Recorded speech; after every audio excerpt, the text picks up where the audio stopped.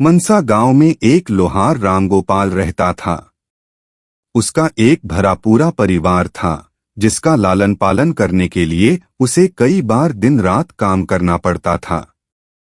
रोज की तरह आज भी काम पर जाने से पहले रामगोपाल ने अपना खाने का डिब्बा बांधने के लिए अपनी पत्नी से कहा।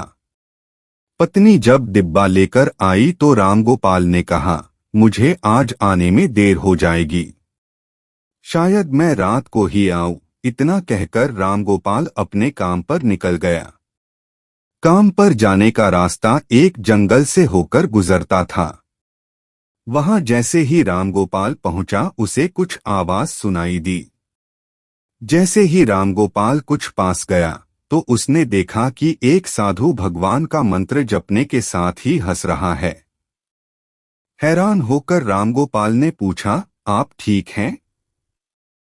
उस साधु को रामगोपाल नहीं जानता था, लेकिन साधु ने एकदम से उसका नाम लेकर कहा, आओ रामगोपाल बेटा, मैं तुम्हारा ही इंतजार कर रहा था।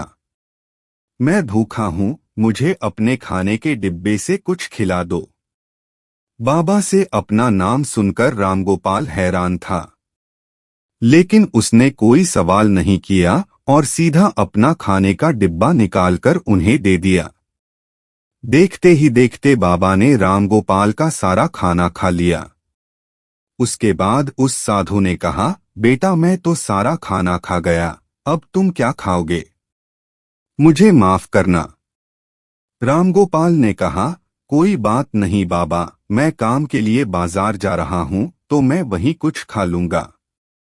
यह सुनकर उस साधु ने रामगोपाल को खूब आशीर्वाद दिया और भेंट के तौर पर एक हथौड़ा दे दिया। रामगोपाल ने कहा, आपका आशीर्वाद काफी है, मैं इस हथौड़े का क्या करूंगा? इसे आप ही रखिए। साधु ने जवाब देते हुए कहा, बेटा यह मामूली हथौड़ा नहीं है, यह जादुई हथौड़ा है जो मेरे गुरु ने मुझे दिया था और अब मैं तुझे दे रहा हूं क्योंकि तुम्हारा दिल साफ है। इसका इस्तेमाल अच्छे कामों के लिए ही करना और किसी दूसरे के हाथ में इसे कभी मत देना। इतना कहकर वह बाबा वहां से अदृश्य हो गए। रामगोपाल अपने हाथों में हथौड़ा लेकर बाजार काम करने के लिए चला गया। औजार बनाने से पहले उसके दिमाग में आया कि आज इसी हथौड़े से लोहा पीटता हूं।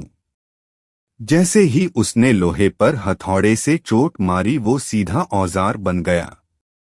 दूसरी चोट में लोहे के बर्तन बन गए। रामगोपाल समझ गया कि यह सही में जादुई हथौड़ा है। वो जो बनाने की सोच के साथ लोहे पर चोट मारता, लोहा सीधा वही बन जाता। जादुई हथौड़े की वजह से रामगोपाल का काम जल्दी खत्म हो गया और वो अपने साथ ही उस जादुई हथौड़े को घर ले गया। इसी तरह रोज रामगोपाल उस हथौड़े से जल्दी काम खत्म कर लेता और कई बार ज्यादा बर्तन बनाकर उन्हें गांव के लोगों को भी बेच देता था।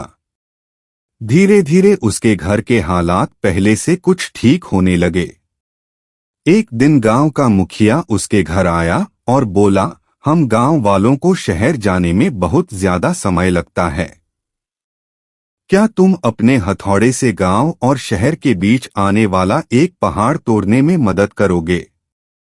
इससे बीच में एक सड़क बना लेंगे और गांव से शहर का सफर आसान और छोटा हो जाएगा। मुखिया की बात सुनकर रामगोपाल ने उस जादुई हथौड़े से उस पहाड़ को तोड़ दिया।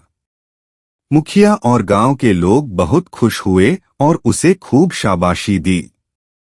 पहाड़ तोड़ने के बाद घर लौटते समय लोहार के मन में हुआ कि इस जादुई हथौड़े से मेरा काम जल्दी हो जाता है, लेकिन कुछ ज्यादा फायदा तो हो नहीं रहा है। इसी सोच में डूबे हुए लोहार घर जाने की जगह दुखी होकर जंगल की तरफ चला गया। उस जंगल में वही साधु बाबा लोहार को दोबारा दिखा। लोहार ने उन्हें अपने मन की सारी बातें बता दी। साधु ने कहा, इसका उपयोग सिर्फ औजार और बर्तन बनाने व पहाड़ तोड़ने तक सीमित नहीं है। इससे तुम अपने मन का कुछ भी बना सकते हो और किसी भी कठिन चीज को आसानी से तोड़ सकते हो। रामगोपाल ने अच्छे से साधु बाबा से उस जादुई हथौड़े को इस्तेमाल करने का तरीका सीखा। उसके बाद रामगोपाल ने बहुत धन कमाया। आज रामगोपाल एक अमीर आदमी बन गया है। अभी भी वो जब भी जरूरत महसूस होती है उस जादुई हथौड़े का इस्तेमाल कर लेता है। चाहे कोई वस्तु हो या दिमाग, इनका इस्तेमाल पूरी तरह से करना चाहिए। साथ ही अपने पास मौजूद सामान का मोल समझना जरूरी है। व्यर्थ हताश होने से काम नहीं बनता।